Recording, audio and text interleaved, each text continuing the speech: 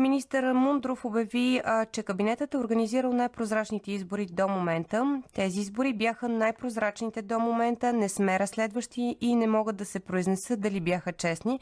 Това бяха думите му пред колегите от BTV тази сутрин. Той допълни, че правителството се е справило с организацията. Нашето министерство, каза той, имаше две задачи: удостоверяване на машините и осигуряване на видеонаблюдението. Той коментира, че на тези избори гласувалите с машина са с 31% повече.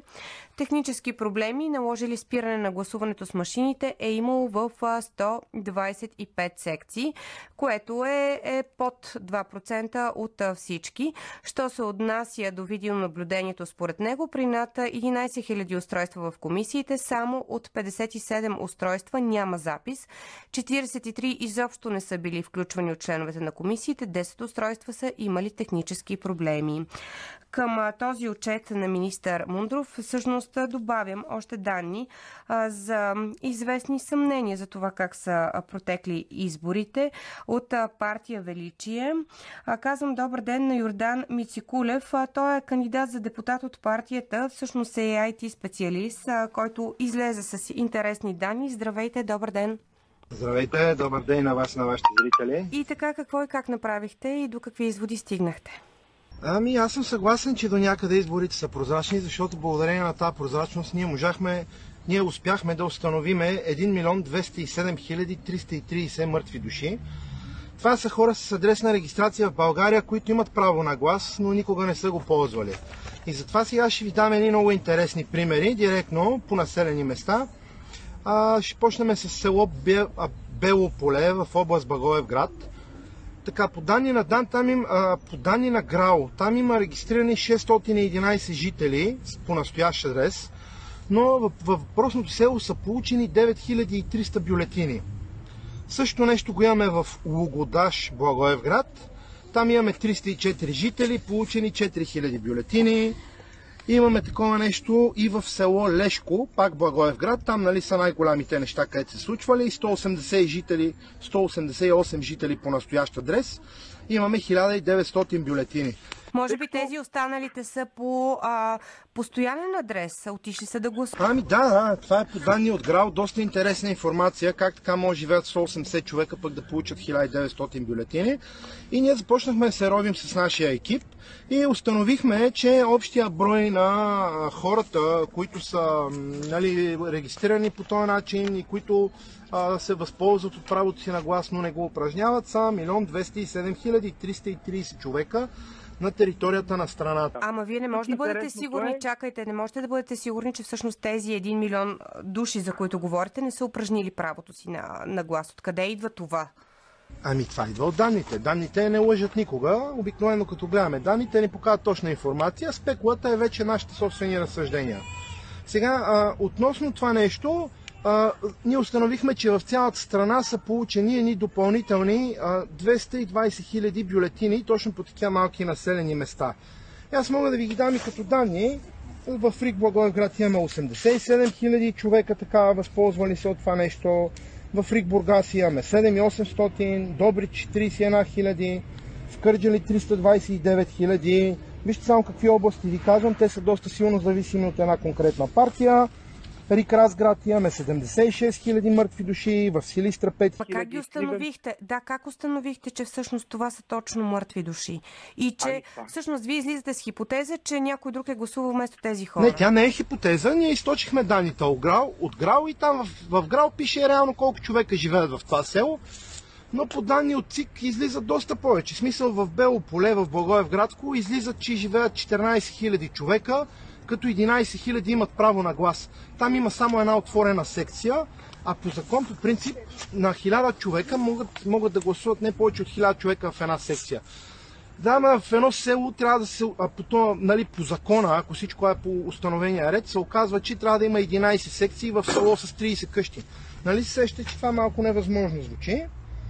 И аз сега ще поделих тези области, за да мога да направите на база на това нещо. Сега тук малко влизаме в теорията на спекулацията, защото това е твърде трудно доказуемо, но при едно отваряне на чувалите може много лесно да се установи. Сега, това, до което стигнахме ние е, че има изключително много населени места, те са малки в България и се използват за депа за снабдяване с оригинални бюлетини. И по-скоро тук ние от партия Величие не търсиме къде са правени фалшиви бюлетини, защото по-вероятното е такива да няма. Търсиме откъде са взимали реалните бюлетини, как се установявали спедицията и как точно се прави така, че от една партия се прехвърля към друга партия, която пък има интерес да го прави това в София, защото в София не точно толкова, но в софийските села, които са от, да кажем, от 20 до около 500 човека, има така завишена избирателна активност, на някои села стига дори до около 500-600% спрямо населението по ГРАО. Тук отбелязвам, казваме, че ако в ГРАО, в това село са регистрирани да живеят около 200 човека, в момент се оказва, че там са гласували 300 и нещо човека, което малко странно и на нас и веднага ни светва една червена лампа, че това е информация, която трябва да бъде по-обстойно проверена. Ние така или иначе в момента искаме не само касиране на вота, ние искаме да се отворят чувалите и да се проверят бюлетините, защото смятаме, че в чувалите ще бъдат открити бюлетини с серийни номера, които не отговарят на съответното място, в което са.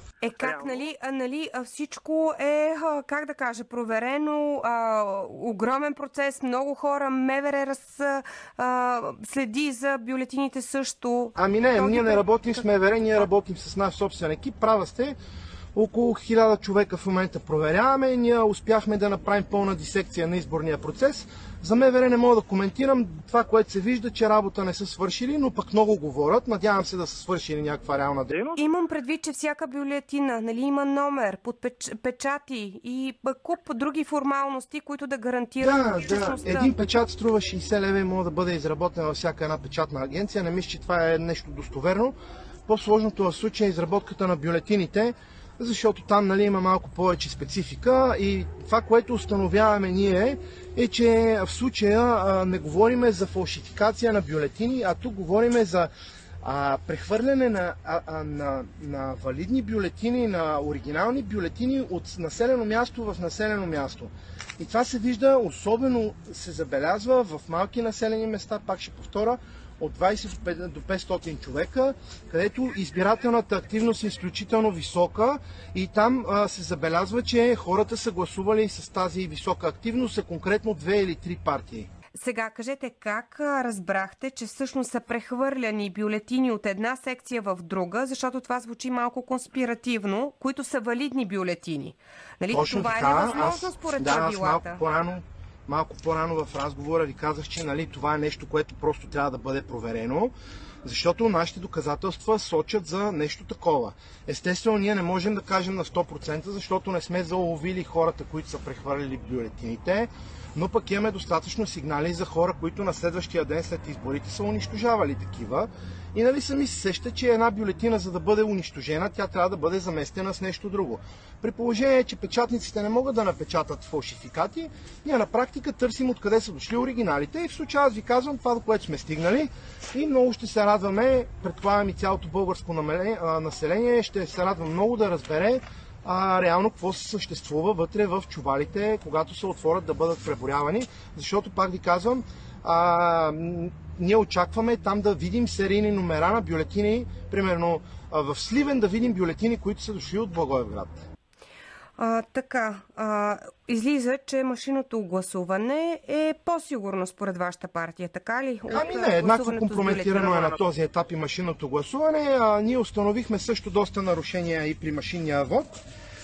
Направихме така обстоен анализ на всички гласове, на партиите, на всяка една секция в страната. Това го имаме като база данни, която е огромна, доста труд е свършено. Също така сравнихме данните от файловете на машините. Реално какво са печатали тези принтери, както ги наричат хората. И в данните се вижда, че имаме във всички секции 1589 гласа, които машините не са принтирали, но фигурират в протоколите. Да, и имаме едни 10 524 гласа, които машините са принтирали, но пък не фигурират в протоколите. И като сметнем всичките данни, ние виждаме едни около сега ще ви кажа точна бройка, 12 000 нарушения, 12 113 нарушения, общо в 3098 протокола, което на практика прави 24% от общо всичките секционно-избирателни комисии, които са фигурирали. Та решението на проблема, аз между другото и директно, нали, много е лесно да кажем, ето тук има проблем, но аз ще ви кажа и решение на проблема, защото това е хората, което би следвало да знаят и трябва да се говори. Значи ние на база на тази въпросната дисекция, която правиме от вече втори избори и сме се активизирали толкова много хора, ние установихме, че основният проблем всъщност не е в машините, в хартията. И двата метода са достатъчно надежни, ако ние имаме регистър на хората, които са гласували. Искам да ви го обясня на прост разбираем език. Аз отивам да гласувам, подписвам се, давам си данните. Това нещо обаче се прави на таблет, се предполага, или на електронен носител, или веднага се регистрира в системата. И аз в последствие мога да проверя от вкъщи, въвеждайки си моето ЕГН, както се прави проверка в ГРАО, колко пъти съм гласувал. Защото повечето нарушения... Ама аз не успявам тези нарушения. Кой ги извършва? Как гласуват тези хора толкова много? Смисъл... Има доста сигнали в момента, които се виждат и по телевизиите, по официалните медии, че са купувани готови секции, че кметовете са давали данните на хората и хора са подписвани. Но пак ви казвам, това няма как да се случи, ако има един регистър, в който човек може да провери дали е гласувал. Защото, примерно, аз ако съм в чужбина и не съм гласувал, и видя, че реално аз съм гласувал в еди коя си секция, аз вече мога да заведа съдебен иск към хората, които са ме подписали, защото това е доста тежко нарушение и се наказва сериозно спрямо българското законодателство. Сега вие тези данни, дадохте ли ги на някой? Казахте, че искате и от ЦИК логовете в предварителния разговор. Да, ние държим да видим логовете в ЦИК, защото тогава, нали, това пък е хубавото на машинния вод, че ако има масово печатане, както се казва, ако някой е седял пред машината и е печатал за конкретна партия, това в лог файловете ще се осъществи и ние благодарение на тази прозрачност, която ще се случи, ако, нали, благоволят да ни дадат тази информация или просто да я направят публична, благодарение на това ние ще можем да докажем дали тезата ни е правилна или не. В крайна сметка тук става въпрос за демокрацията в България. Машините се гласува с карта. Машините се гласува с карта. Няма как да има такова печатане, за което вие говорите на... Да, но тази карта не е индивидуална по ЕГН на човек. Тя се издава, тя има една карта в секцията. Всеки, който има карта, може да гласува по 100 пъти. Ако има достатъчно информация, лични данни и подписи, да подпише хората, които евентуално, нали... Интересно е вашите данни да бъдат проверени наистина и от институциите. Трябва да спрем тук. Благодаря ви, Йордан Мицикулев от Величие IT специалист.